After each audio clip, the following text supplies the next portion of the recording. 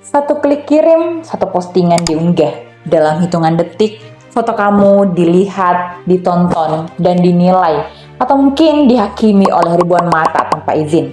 Bayangkan sebuah perasaan senang karena dianggap good looking, mendadak berubah menjadi rasa cemas dan rentan. Inilah fenomena unhas cantik dan unhas ganteng. Sebuah akun serupa galeri virtual yang dibangun secara tak resmi dengan dasar penilaian fisik dan melanggar privasi pemilik foto. Wajah-wajah dikirim oleh anonim, diunggah tanpa persetujuan dan diperlakukan sebagai komoditas hiburan.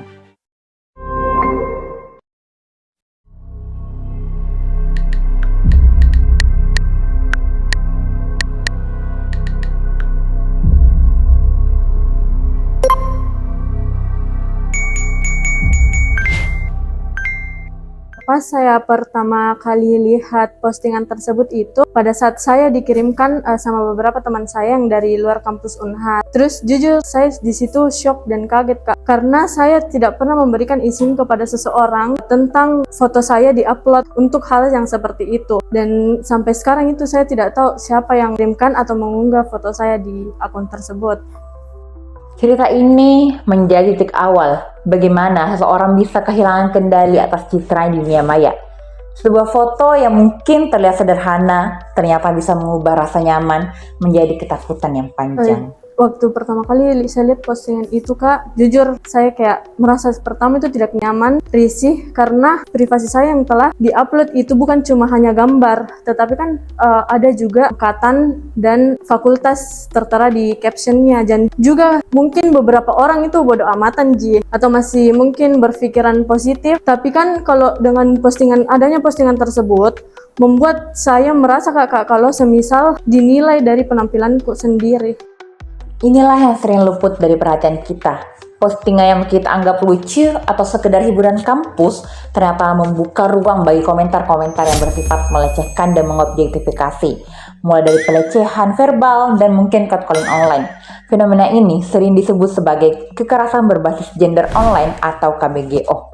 Bahkan sepanjang tahun 2024, Komisi Nasional mencatat terdapat 1.791 KBGO yang terjadi.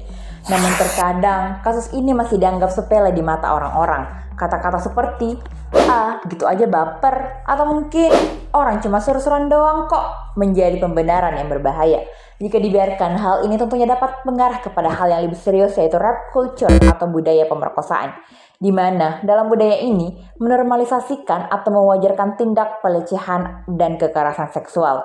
Tentunya ketika fenomena ini terjadi akan menimbulkan bahaya di dalam lingkungan sosial kita. Masyarakat yang diam, pelaku yang menjadi bangsa, sementara korban memilih bungkam dalam rasa takut. Sangat terganggu Kak, karena setelah kejadian itu saya tuh sekarang lebih berhati-hati Kak dalam posting apapun di sosial mediaku sendiri. Sempat juga menonaktifkan Instagramku, dan kalau untuk di lingkungan kampus itu benar-benar menguras tenaga Kak, karena saya sampai canggung untuk ke kampus. Ternyata tidak hanya berdampak bagi dunia maya saja. Tindakan ini juga dapat mempengaruhi korban dalam berinteraksi dan beraktivitas di dalam ruang lingkup kehidupannya. Rasa malu, takut dinilai, dan kehilangan kepercayaan diri menjadi beban yang tak terlihat. Menurut dosen psikologi Universitas Hasanuddin, Istiana Tajudin MSI, menyatakan bahwa penyintas KBGO sering mengalami rasa cemas, kehilangan rasa aman, hingga tekanan sosial yang berdampak pada aktivitas sehari-hari. Sebuah tindakan yang mungkin terlihat sepele, ternyata meninggalkan trauma yang panjang bagi korban. Dari sisi hukum sendiri, tindakan mengunggah foto tanpa seizin orang dapat dikenai sanksi pidana. Hal ini diatur dalam Undang-Undang Nomor 29 Tahun 2016 Pasal 27 ayat 1 yang kemudian diubah ke Undang-Undang Nomor 1 Tahun 2024 Pasal 27 ayat 1 tentang informasi dan transaksi elektronik dan Undang-Undang tentang tindak pidana kekerasan seksual. Berarti merepost atau mungkin mengunggah ulang tanpa izin bukan sekedar pelanggaran etika, tapi juga pelanggaran hukum. Mungkin dia menganggap itu hanya sebagai hiburannya semata, tapi kami yang sebagai korban itu membuat rasa trauma, apalagi kalau semisal ada beberapa komentar yang negatif yang muncul. Dari sinilah letak persoalan besar dalam dunia digital hari ini. Ketika validasi menjadi suatu kebutuhan, rasa empati perlahan hilang di balik layar. Edukasi tentang bermedia sosial memang menjadi satu hal yang perlu dimasifkan agar masyarakat lebih paham bahwa dalam bermedia sosial juga perlu diterapkan batasan, sehingga masyarakat lebih bijak dalam bermedia sosial dan mencegah terjadinya KBGO.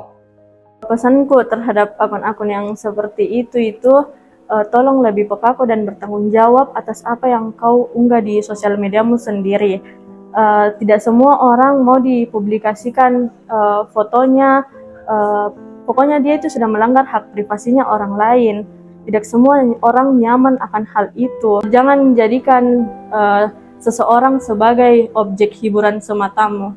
Akun Unhas cantik dan Unhas ganteng dan akun-akun lainnya yang muncul mungkin dianggap sebagai hiburan ringan. Namun bagi korban, dampaknya sangat nyata. Dunia digital memberi kita ruang untuk berbagi, tapi juga tanggung jawab untuk lebih berhati-hati. Satu unggahan bisa berarti banyak orang menyembuhkan dan juga bisa berarti menyakiti. Sebelum menekan tombol unggah, tanyakan pada diri sendiri, apakah ini membahagiakan atau mungkin melukai. Karena ruang digital yang aman dimulai dari kita yang saling menghargai.